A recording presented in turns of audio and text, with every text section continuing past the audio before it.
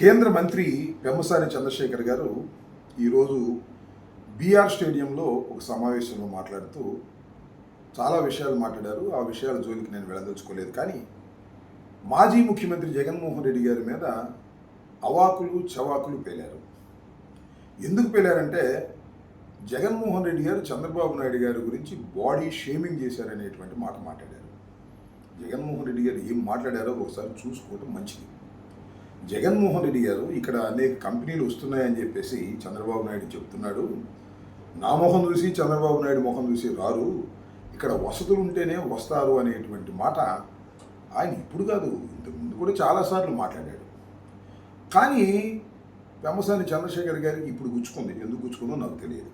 అంతేకాదు, చంద్రబాబు నాయుడు గారి ముఖం చూశారట ఇవాళ ప్రపంచంలో తెలుగు ప్రజలు తలెత్తుకునేటట్టు చేశాడనేటువంటి మాట మాట్లాడారు. ఏం తలెత్తుకునేది చేశారని నాకు అర్థం కాలేదు. అంతేకాదు, మైండ్ సెట్ గురించి కూడా ఏదో మాట్లాడారు. ఏంటి, ప్రజావేదిక కూల్చేశాడు జగన్మోహన్ రెడ్డి గారు, రెవెన్యూ పాస్బుక్ల మీద ఫోటోలు పెట్టుకున్నాడు, ఇవి ఆయన మైండ్ సెట్ అనేటువంటి మాట మాట్లాడాడు. చంద్రబాబు నాయుడు గారి మైండ్ సెట్ ఏంటండి? పవిత్రమైనటువంటి లడ్డూలో పంది కొవ్వు, చేప నూనె, మాంసం నూనె కలిసిందని ప్రచారం చేసేటటువంటి దుర్మార్గమైనటువంటి మైండ్ సెట్ కలిగిన వ్యక్తి నారా చంద్రబాబు నాయుడు గారు. అంతేకాదు, పెమ్మసాని చంద్రశేఖర్ గారు, మీకు తెలియదు అనుకుంటాను, తెలిసి కూడా తెలియనట్టు ఉంటున్నారేమో, పదవి కోసం ఎవడైనా ముంచేస్తాడు. నారా చంద్రబాబు నాయుడు గారు పదవి కోసం ఎన్టీ రామారావుకు వెన్నుపోటు పొడిచాడు, ఆయన తోలెలుడికి వెన్నుపోటు పొడిచాడు, ఆయన బంధువులకు వెన్నుపోటు పొడిచాడు, చివరికి సొంత తమ్ముణ్ణి కూడా వెన్నుపోటు పొడిచినటువంటి మహా మైండ్ సెట్ కలిగినటువంటి వ్యక్తి నారా చంద్రబాబు నాయుడు గారు. ఎందుకంటే మీరు జూనియర్ కాబట్టి మీకు అన్నీ తెలియవు. దాంతోపాటు ఇంకా చాలా మాట్లాడారు మీరు. బహుశా అర్ధంతరంగా అధికారం వచ్చినప్పుడు, అర్ధంతరంగా డబ్బు వచ్చినప్పుడు కళ్ళు నెత్తికెక్కి పొగరొస్తుందట. అది స్పష్టంగా మీకు అనిపిస్తుంది. మీ వ్యక్తిత్వంలో, మీ జీవితంలో హఠాత్తుగా పదవి వచ్చేసింది కదా, కేంద్ర మంత్రి అయిపోయారు, డబ్బు కూడా అనూహ్యంగా వచ్చేసింది మీరు అమెరికా వెళ్ళిపోయిన తర్వాత. ఇంకా కళ్ళు నెత్తికెక్కి మీ ఇష్టం వచ్చినట్టుగా మాట్లాడుతున్నారు. ఏమన్నారండి పెమ్మసాని చంద్రశేఖర్ గారు? ఒక్క మాటతో చంపేస్తారా? ఏం డైలాగ్ సార్ అది? సినిమా డైలాగా? నేను అడుగుతా ఉన్నా. బాలకృష్ణ గారు చెప్తే చూపుతో చంపేస్తానని, అట్లాగే ఒక మాటతో చంపేస్తారా? అంత గొప్పవారా మీరు? అంత మైండ్ సెట్ ఉందా మీకు? దీన్ని బట్టి మీ మైండ్ సెట్ ఎంత దౌర్భాగ్యంగా ఉందో ఒకసారి ఆలోచించుకోండి. అర్ధంతరంగా డబ్బు వచ్చినంత మాత్రాన, అర్ధంతరంగా అధికారం వచ్చినంత మాత్రాన ఇవే శాశ్వతం అని మీరు అనుకోకండి. అవాకులు చవాకులు పేలకండి. పేలితే దాని పర్యవసానం మీరు అనుభవించక తప్పదు. మీ సొమ్మేం పోయింది, అందరినీ రెచ్చగొడతారు. రెచ్చగొడిన తర్వాత ఒకవేళ అధికారం పోయిందనుకో, అమెరికా పోయి దాక్కుంటారు. మీరు చేయగలిగింది అదే కదా.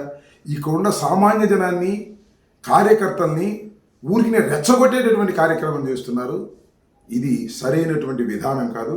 ముందు చంద్రబాబు కన్నా మీ మైండ్ సెట్ మార్చుకుంటే మంచిది. మీ మైండ్ సెట్ మార్చుకోకపోతే తప్పనిసరిగా దీని ఫలితాన్ని మీరు అనుభవిస్తారు. గుర్తుపెట్టుకోమని ఈ సందర్భంగా చెప్పదలుచుకున్నాను. నోటి దురుసు కాస్త తగ్గించుకోండి. ఏమైనా ఉంటే పనులు చేయండి రాష్ట్రానికి తప్ప ఇలాంటి అడ్డగోలు మాటలు మాట్లాడేటటువంటి ప్రయత్నం మాత్రం దయచేసి చేయవద్దని ఈ సందర్భంగా చెప్పదలుచుకున్నాను. జగన్మోహన్ రెడ్డి గారి మీద అవాకులు చవాకులు పేలారు. ఎందుకు పేలారంటే జగన్మోహన్ రెడ్డి గారు చంద్రబాబు నాయుడు గారి గురించి బాడీ షేమింగ్ చేశారనేటువంటి మాట మాట్లాడారు. జగన్మోహన్ రెడ్డి గారు ఏం మాట్లాడారో ఒకసారి చూసుకోవడం మంచిది. జగన్మోహన్ రెడ్డి గారు ఇక్కడ అనేక కంపెనీలు వస్తున్నాయని చెప్పేసి చంద్రబాబు నాయుడు చెప్తున్నాడు. నా మొహం చూసి చంద్రబాబు నాయుడు మొహం చూసి రారు, ఇక్కడ వసతులు ఉంటేనే వస్తారు అనేటువంటి మాట ఆయన ఇప్పుడు కాదు, ఇంతకుముందు కూడా చాలాసార్లు మాట్లాడాడు. కానీ పెమ్మసాని చంద్రశేఖర్ గారికి ఇప్పుడు గుచ్చుకుంది. ఎందుకు గుచ్చుకుందో నాకు తెలియదు. అంతేకాదు, చంద్రబాబు నాయుడు గారి ముఖం చూశారట ఇవాళ ప్రపంచంలో తెలుగు ప్రజలు తలెత్తుకునేటట్టు చేశాడనేటువంటి మాట మాట్లాడారు. ఏం తలెత్తుకునేది చేశారని నాకు అర్థం కాలేదు. అంతేకాదు, మైండ్ సెట్ గురించి కూడా ఏదో మాట్లాడారు. ఏంటి, ప్రజావేదిక కూల్చేశాడు జగన్మోహన్ రెడ్డి గారు, రెవెన్యూ పాస్బుక్ల మీద ఫోటోలు పెట్టుకున్నాడు, ఇవి ఆయన మైండ్ సెట్ అనేటువంటి మాట మాట్లాడాడు. చంద్రబాబు నాయుడు గారి మైండ్ సెట్ ఏంటండి? పవిత్రమైనటువంటి లడ్డూలో పంది కొవ్వు, చేప నూనె, మాంసం నూనె కలిసిందని ప్రచారం చేసేటటువంటి దుర్మార్గమైనటువంటి మైండ్ సెట్ కలిగిన వ్యక్తి నారా చంద్రబాబు నాయుడు గారు. అంతేకాదు పెమ్మసాని చంద్రశేఖర్ గారు, మీకు తెలియదు అనుకుంటాను, తెలిసి కూడా తెలియనట్టు ఉంటున్నారేమో, పదవి కోసం ఎవడైనా ముంచేస్తాడు. నారా చంద్రబాబు నాయుడు గారు పదవి కోసం ఎన్టీ రామారావుకు వెన్నుపోటు పొడిచాడు, ఆయన తోలెలుడికి వెన్నుపోటు పొడిచాడు, ఆయన బంధువులకు వెన్నుపోటు పొడిచాడు, చివరికి సొంత తమ్ముణ్ణి కూడా వెన్నుపోటు పొడిచినటువంటి మహా మైండ్ సెట్ కలిగినటువంటి వ్యక్తి నారా చంద్రబాబు నాయుడు గారు. ఎందుకంటే మీరు జూనియర్ కాబట్టి మీకు అన్నీ తెలియవు. దాంతోపాటు ఇంకా చాలా మాట్లాడారు మీరు. బహుశా అర్ధంతరంగా అధికారం వచ్చినప్పుడు, అర్ధంతరంగా డబ్బు వచ్చినప్పుడు కళ్ళు నెత్తికెక్కి పొగరుస్తుందట.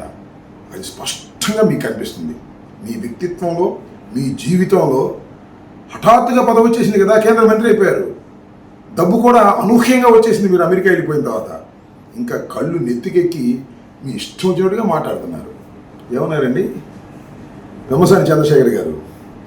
ఒక్క మాటతో చంపేస్తారా? ఏం డైలాగ్ సార్ అది? సినిమా డైలాగా? నేను అడుగుతా ఉన్నా. బాలకృష్ణ గారు చెప్తే చూపుతో చంపేస్తానని, అట్లాగే ఒక మాటతో చంపేస్తారా? అంత గొప్పవారా మీరు? అంత మైండ్ సెట్ ఉందా మీకు? దీన్ని బట్టి మీ మైండ్ సెట్ ఎంత దౌర్భాగ్యంగా ఉందో ఒకసారి ఆలోచించుకోండి. అర్ధంతరంగా డబ్బు వచ్చినంత మాత్రాన, అర్ధంతరంగా అధికారం వచ్చినంత మాత్రాన ఇవే శాశ్వతం అని మీరు అనుకోకండి. అవాకులు చవాకులు పేలకండి. పేలితే దాని పర్యవసానం మీరు అనుభవించక తప్పదు. మీ సొమ్మేం పోయింది, అందరినీ రెచ్చగొడతారు. రెచ్చగొడిన తర్వాత ఒకవేళ అధికారం పోయిందనుకో, అమెరికా పోయి దాక్కుంటారు. మీరు చేయగలిగింది అదే కదా. ఇక్కడ ఉన్న సామాన్య జనాన్ని, కార్యకర్తల్ని ఊరికి రెచ్చగొట్టేటటువంటి కార్యక్రమం చేస్తున్నారు. ఇది సరైనటువంటి విధానం కాదు. ముందు చంద్రబాబు కన్నా మీ మైండ్ సెట్ మార్చుకుంటే మంచిది. మీ మైండ్ సెట్ మార్చుకోకపోతే తప్పనిసరిగా దీని ఫలితాన్ని మీరు అనుభవిస్తారు. గుర్తుపెట్టుకోమని ఈ సందర్భంగా చెప్పదలుచుకున్నాను. నోటి దురుసు కాస్త తగ్గించుకోండి. ఏమన్నా ఉంటే పనులు చేయండి రాష్ట్రానికి తప్ప ఇలాంటి అడ్డగోలు మాటలు మాట్లాడేటటువంటి ప్రయత్నం మాత్రం దయచేసి చేయవద్దని ఈ సందర్భంగా చెప్పదలుచుకున్నాను.